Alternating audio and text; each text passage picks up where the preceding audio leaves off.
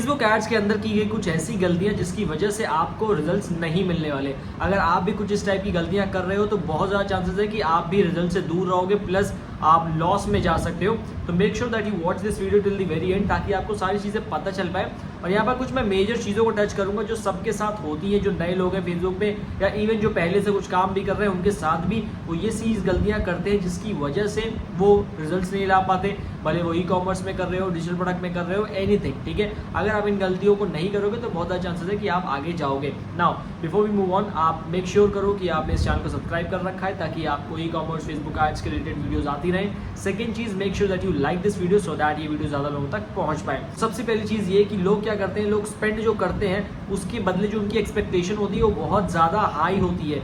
Generally लोगों के मन में ऐसा होता है कि मैं पहले 500 रुपीज़ से टेस्ट करूंगा, अगर मुझे उस 500 रुपीज़ से रिजल्ट आ गए तब मैं जाकर के आगे और पैसे लगाऊंगा, जबकि ऐसा नहीं होता। ज़रूरी नहीं है कि आप जब पहली बार 500 स्पेंड करोगे तो आपको रिजल्ट मिल ही जाएंगे। हो सकता है पहली बार जब आप 500 रुपीज़ स्पेंड करते हो तो मे बी आपकी अदर गलतियाँ हो सकती हैं, या फिर आपने ऐड अच्छा नहीं बनाया होगा, आपने क्रिएटिव अच्छा नहीं बनाया होगा, या आपने कॉपी राइटिंग अच्छी नहीं की, आपकी वेबसाइट की जो प्राइसिंग है वो अच्छी नहीं रही होगी। तो उस वजह से अगर आप 500 से ही टेस्टिंग करते हो और आप ये सोचते हो मैं बस 500 रुपीज़ यूज़ करूँगा और मुझे इसी में रिजल्ट आएगा तब मैं अपना बजट बढ़ाऊँगा या फिर मैं आगे स्पेंड करूँगा, तो आप वहीं पे फंस जाओगे, क्योंकि आपको पता ही नहीं चलेगा कि क्या चीज़ टेस्ट कर रही है, क्या चीज़ वर्क कर रही है, क्या चीज़ नहीं वर्क कर रही है। ठीक है, तो मेक श्योर कि आप थोड़ा ज़्यादा बजट लेकर आओ और अपने बजट के हिसाब से आपकी एक्सपेक्टेशन होनी चाहिए। यानी कि अगर आप एक नए एडवर्टाइजर हो या फिर नया कैंपेन रन कर रहे हो तो आप ऐसा मत सोचो कि आप 800 रुपये स्पेंड करोगे तो आपको 8000 की सेल आ ही जाएगी कि मेरे को सीधा 10x का ROAS ही लेके आना है। ठीक है, मेक श्योर करो कि आप प्रॉपर कैलकुलेशन करेंगे। हम आने वाले टाइम पे इस पर भी बात करने वाले हैं, बट यहाँ पर एक चीज़ बहुत इंपॉर्टेंट है कि जो भी आप स्पेंड कर रहे हो,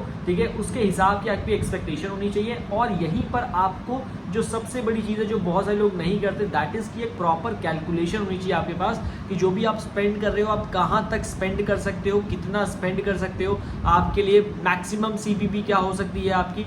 ये सब आप तब कर पाओगे जब आपको एक्चुअल में आपके प्रोडक्ट की नॉलेज होगी कि भाई आपके प्रोडक्ट का कॉस्ट प्राइस क्या है, शिपिंग के साथ उसका कॉस्ट प्राइस क्या है, मैं कहाँ तक स्पेंड कर सकता हूँ मेरे प्रोडक्ट को बेचने के लिए।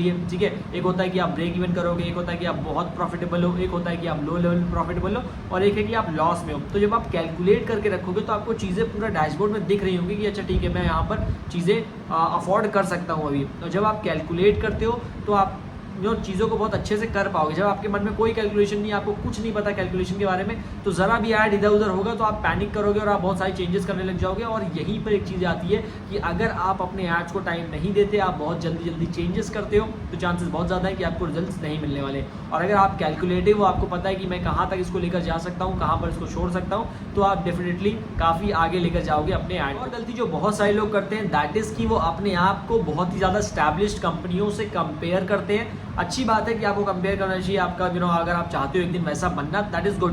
बट जो वो स्ट्रैटेजी यूज़ कर रहे हैं, जो चीज़ें वो कर रहे हैं, सेम काम आप करके सोचो कि आपको भी सेल आएगी, तो ये थोड़ी सी गलत सोच रहेगी और आपको उस तरीके से नहीं जाना चाहिए। हाँ, आप इंस्पिरेशन ले सकते हो, लेकिन वो भी कुछ हद तक लेनी चाहिए। ऐसा नहीं कि आप सीधा उनसे कंपेयर कर रहे हो कि वो भी तो कर रहे हैं, वो भी तो कर रहे हैं। मेरे पास एक क्लाइंट था, उसको सेल अच्छी आ रही थी, लेकिन वो उससे खुश नहीं था क्योंकि वो अपने आप को एक बहुत ही स्टैब्लिश ब्रांड के साथ कंपेयर कर रहा था जिसमें सेलिब्रिटी प्रमोशन वगैरह चल रही थी। तो उन्होंने हमसे बोला कि हमको भी चीज़ करना। मैंने कहा ठीक है भाई, तुम भी सेलिब्रिटी ले आओ, मैं करवा देता हूँ। ठीक है, बट वो सेलिब्रिटी नहीं ला सकते थे क्योंकि दोनों ब्रांड बहुत अलग अलग लेवल पे हैं। तो आप अगर किसी बहुत ही बड़ी ब्रांड से कोई बहुत ही बड़ी स्टैब्लिश ब्रांड के साथ अपनी स्ट्रेटजी को कंपेयर मारने लग जाओगे तो बहुत ज़्यादा दिक्कत आने लग जाएगी आपको। तो एक चीज़ का ध्यान ये रखो कि आपको जो कंपैरिजन है वो बस इंस्पिरेशन के लिए होना चाहिए, ऐसा नहीं कि आप कहीं भी कुछ भी कंपेयर कर रहे हो। और इसी के साथ एक और चीज़ की बहुत सारे फाउंडर्स जो होते हैं उनको आपके मार्केट की नॉलेज ही नहीं होती, उनको पता ही नहीं होता कि अभी के टाइम पे चल क्या रहा है, यानी कि उनके प्रोडक्ट्स में किस टाइप के प्रोडक्ट्स चल रहे हैं, किस प्राइस रेंज में चल रहे हैं। ज़्यादातर हर बार ऐसा नहीं होता कि केवल फेसबुक एड्स में आप चेंजेस करते रहोगे, आपकी टारगेट ऑडियंस बहुत बढ़िया हो जाएगी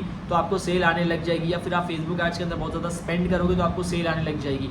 आपको आपकी मार्केट के बारे में, यानी कि जो भी प्रोडक्ट है आपका, उस प्रोडक्ट के बारे में अच्छी नॉलेज होनी चाहिए कि ये प्रोडक्ट कहाँ पर बिकेगा, कितने तक में बिक सकता है। बहुत बार ऐसा होता है कि आप अपने प्राइस को ओवर वैल्यू कर देते हो, या फिर जो उसकी वैल्यू होती है वो वैल्यू आप कस्टमर को शो नहीं कर पाते, इसकी वजह से वो प्रोडक्ट बिकता नहीं है। तो ये सारी चीज़ों का भी आपको ध्यान रखना होगा। देखो, डिजिटल मार्केटिंग एजेंसीज जो होती है, बहुत सारी एजेंसीज इन चीज़ों पे ध्यान नहीं देती, वो केवल अपना एड्स के ऊपर रहती है और उनका काम भी वही है। मतलब कभी कभार ऐसा होता है कि लोग और बहुत ही वाइड पर्सपेक्टिव रखते हैं, बट डिपेंडिंग ऑन दैट आपको भी चीज़ें समझ में आनी चाहिए एज अ फाउंडर कि आपको पता है कि आप जिस मार्केट में खेल रहे हो उस मार्केट में कहाँ तक जाया जा सकता है, किस प्राइस पे आप प्रोडक्ट सेल कर सकते हो, कहाँ पर आपको दिक्कत आएगी, वही कैलकुलेशन वाली बात की आपको पूरा प्रॉपर कैलकुलेशन आपके पास होना चाहिए।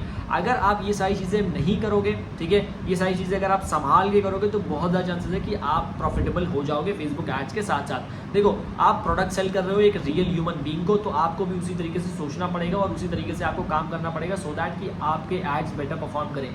अगर आप एक ब्रांड हो जो चाहता है कि आपके भी फेसबुक एड्स अच्छे चले और आपको ज़्यादा से ज़्यादा सेल आए, ठीक है, डिस्क्रिप्शन में मैंने मेरी एजेंसी का लिंक दे रखा है, आप वहाँ जाकर के फॉर्म फिलअप कर सकते हो और वी कैन कनेक्ट और हम देख सकते हैं किस तरीके से हम आपकी हेल्प कर सकते हैं आपको ग्रो करने में, ठीक है। So make sure that you connect with us. और बाकी अगर कोई भी डाउट है आपको तो मेक श्योर कि आप नीचे कमेंट सेक्शन में बताओ आपको क्या डाउट है, मैं वहाँ पर ट्राई करूँगा कि आपके डाउट्स को सॉल्व किया जाए। बाकी मिलते हैं अपनी अगली वीडियो में, तब तक के लिए धन्यवाद।